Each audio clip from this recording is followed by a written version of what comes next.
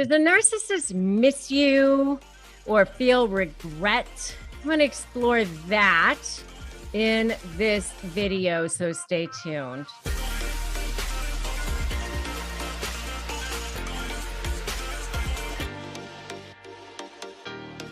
Hi, I'm Rebecca Zung. I am an attorney. I'm a narcissist negotiation expert.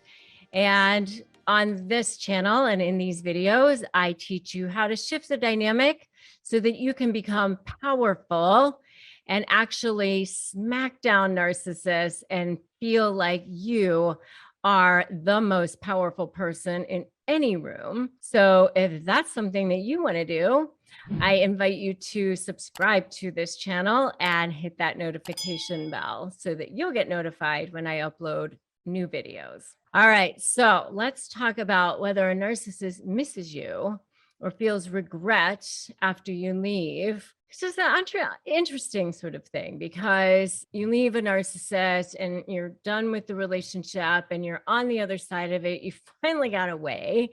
And you're left wondering, what are they thinking? I mean, and if you really want to know more about what a narcissist is feeling when they realize that life totally sucks without you, by the way, I have a whole video on that. You can definitely check out my video on that topic. But you have to really understand that a narcissist's personality is governed primarily by, like, everything is filtered through themselves. They really are like 2-year-olds stuck in an adult body. They haven't like evolved. Somehow they got stuck. They're like arrested development and they can't see beyond themselves. And so they, it's scarcity mentality to the extreme. They don't really have a sense of self.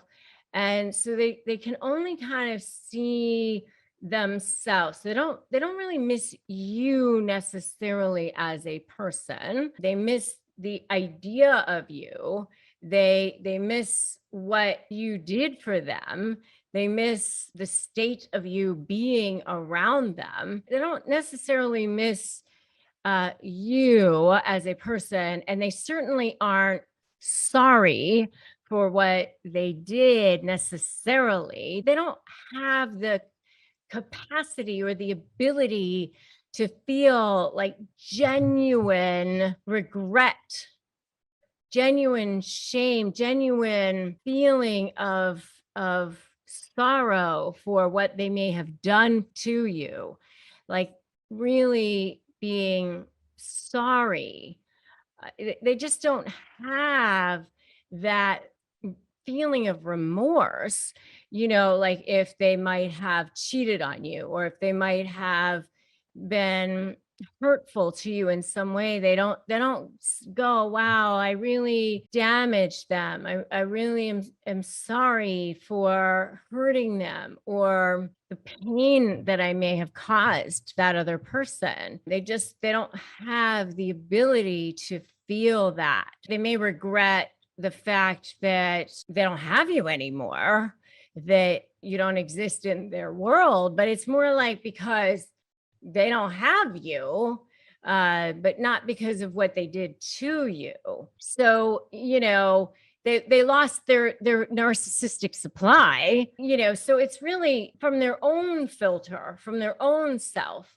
So no, they can't truly miss you in the sense that you want them to miss you, or as you and I may want to understand that term. They certainly don't feel like the same maybe guilt that you and I might feel. They just don't have that same sort of feeling of guilt or hurt or pain. It's really not insofar as because they can only feel it within themselves.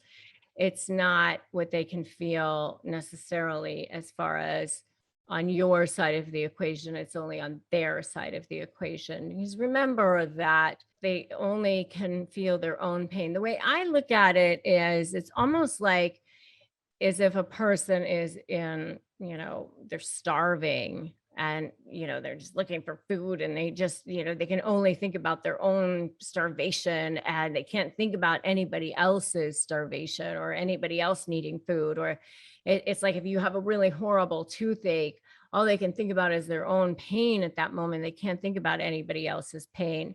It really is scarcity mentality to the extreme. And that's kind of how they are.